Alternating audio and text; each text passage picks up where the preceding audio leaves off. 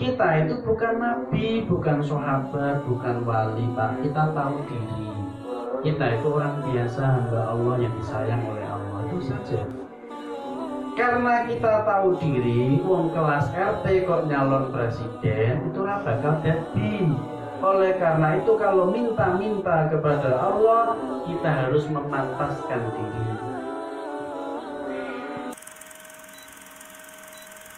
Jadi begitulah, kita siapa? Sadar diri kita. Nabi Muhammad wong nabi, begitu dibunuskan pedang, wahai Muhammad, siapa yang menolongmu setelah ini? Pedang sudah di depan matamu. Nabi Muhammad menjawab dengan jawaban yang sangat singkat, Allah yang menolongku. Loh, itu yang megang pedang itu sok gemeter, Pak, gara-gara pedang jatuh. Terus dibalik, itu nabi. Coba kita jenengan numpak motor dijamret orang, ditodong, ini peso sudah di lehermu, serahkan tas, dompet, handphonemu, atau peso ini saya tusukkan ke lehermu. Siapa yang nolong kamu ini malam-malam? Jenengan jawab, Allah saya nolong. Makcus. Kita itu bukan nabi, bukan sahabat, bukan wali, Pak. Kita tahu diri. Kita itu orang biasa, hamba Allah yang disayang oleh Allah, itu saja. Karena kita tahu diri, wong kelas RT kok nyalon presiden, itu bakal jadi. Oleh karena itu kalau minta-minta kepada Allah, kita harus memantaskan diri.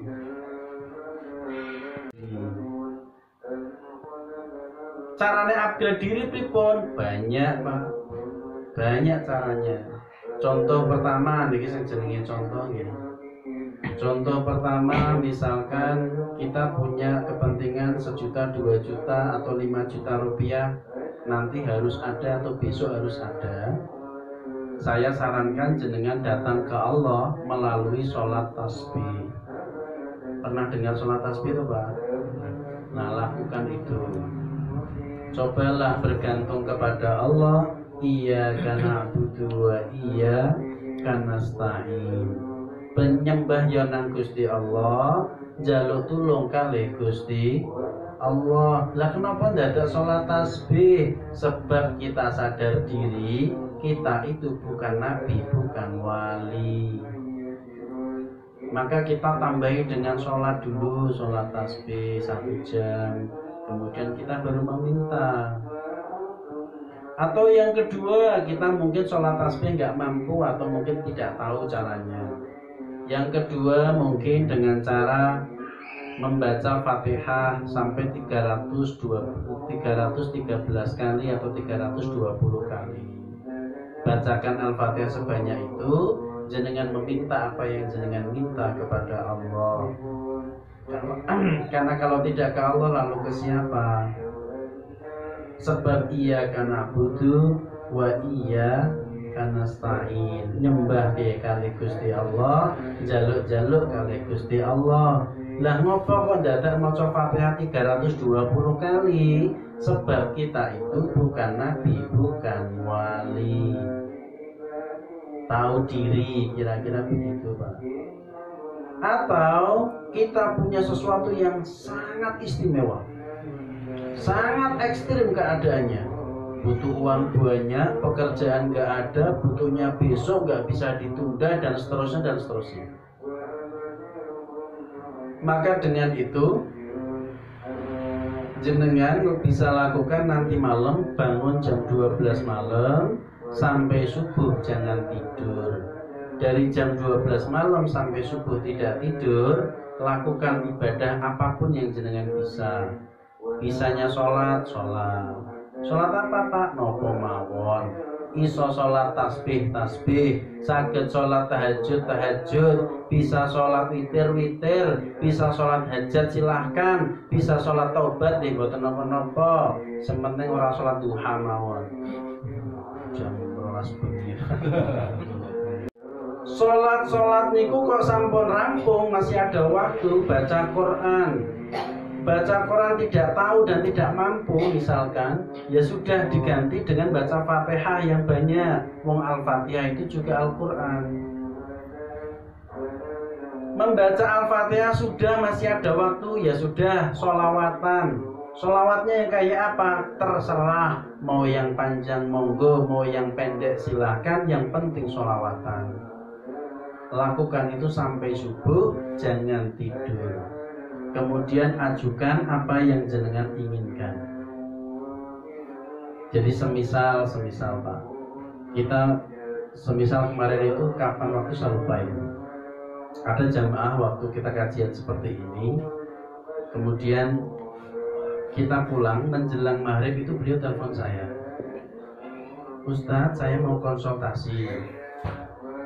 Baik Pak, saya ada kebutuhan Ustadz, saya harus segera membayar anak saya mondok. Kebutuhan saya 3 juta rupiah. Oh J, 3 juta rupiah. Boleh nggak Ustadz, saya ngadain BPKB ini ke koperasi? Bayangkan Pak, habis kajian, pulang, teleponnya arep ngadain BPKB. Bagaimana kalau jangan di posisi saya? Pengen marah nggak tega, kalau nggak marah kok yo kebangetan gitu ya. Saya balik pertanyaan itu Pak, jika jenengan di posisi saya, jenengan jawab apa? Boleh apa tidak? Yo, tidak boleh Ustaz. Lagi ini sudah tahu, kok tanya ke saya? Tapi Ustaz, ini saya butuh sekali mendesak, saya harus gimana? Gini deh Pak, kita nyembah ke Allah, kita minta juga kepada Allah, tidak bergantung kepada selain Allah, jangan bergantung sama makhluk, apalagi koperasi bank yang haram-haram itu, jauhi itu. Caranya nanti malam Bapak bangun jam 12 malam sampai subuh, Bapak jangan tidur, lakukan apa yang tadi saya sampaikan itu. 2 hari kemudian saya nggak tahu Pak, dia melakukan atau tidak saya nggak tahu. Dia menjalankan apa yang saya perintahkan itu, yang saya rekomendasikan itu saya nggak tahu dijalankan apa tidak. Tapi 2 atau 3 hari kemudian, saya lupa persisnya berapa hari, saya ditelepon oleh beliau. Beliau mengatakan ke saya bahwa Ustadz, saya tidak mendapatkan apa yang saya minta. Saya nggak dapat 3 juta itu. Pengen laporan ini. Oh iya. Terus gimana Pak? Nah itu Ustadz, tapi ini saya ngabari lagi Ustadz. Saya memang tidak dapat yang 3 juta itu, tapi saya dapat yang jauh lebih baik. Saya tiba-tiba kok dipanggil sama rumah sakit, di interview, kemudian diterima kerja, dan posisinya cukup tinggi dengan gaji yang lebih dari 5 juta per bulan, di bawah 10 juta sedikit lah. Dikasih mobil dinas lagi. Padahal dari semua orang yang ada di situ, dari semua calon pekerja yang ada itu, beliau yang paling sepuh, dia yang paling tua.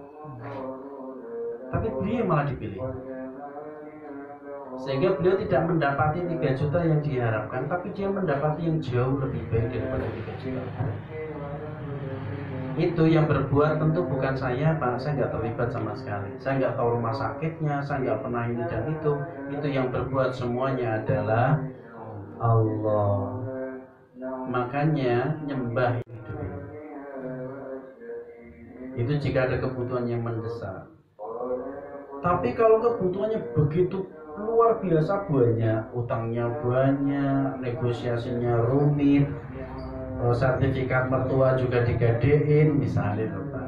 Namanya temannya juga dipakai, misalnya loh, namanya orang utang kan kadang-kadang kan konyol ya, nama orang lain dipakai. Yang namanya orang Pak kalau sama itu maklum biasa ya.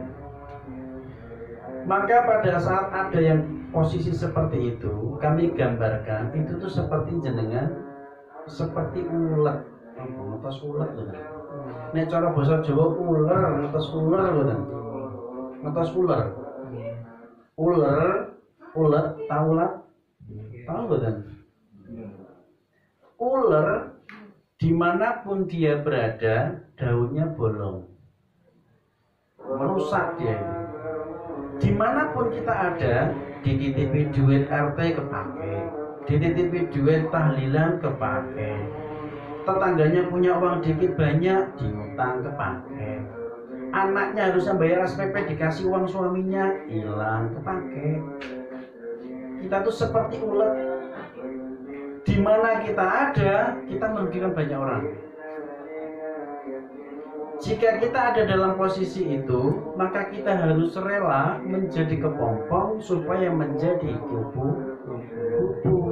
Karena yang sebenarnya yang harusnya kita punya posisi khairun nas anfa'uhum linnas. Harusnya kita itu bermanfaat untuk orang lain, bukan malah merepoti orang lain.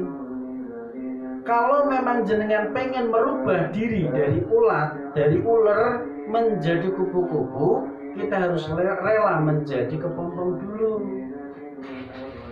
Kepompong itu butuh waktu. Berapa lama waktu yang dibutuhkan? Kami sarankan jalankan selama 40 hari. Ini umur Ramadan, ini waktu yang sangat dulu. Waktu yang dibutuhkan 40 hari. Kenapa 40 hari? Karena kita manusia itu akrab dengan 40 hari. Sewaktu kita masih menjadi setitik air, apa bahasanya itu zigot ya, dalam baik biologi apa namanya, apa zigot ya, zigot itu menjadi segumpal darah, itu butuh waktu 40 hari. Segumpal darah menjadi segumpal daging, itu butuh waktu 40 hari. Dari segumpal daging kemudian ditiupkannya roh, dicatatkan amal-amalnya, kematiannya dan lain-lain, itu butuh waktu 40 hari. Kesimpulannya, jika manusia ingin menjadi sesuatu yang baru, dibutuhkan waktu 40 hari. Itu sanatnya begitu.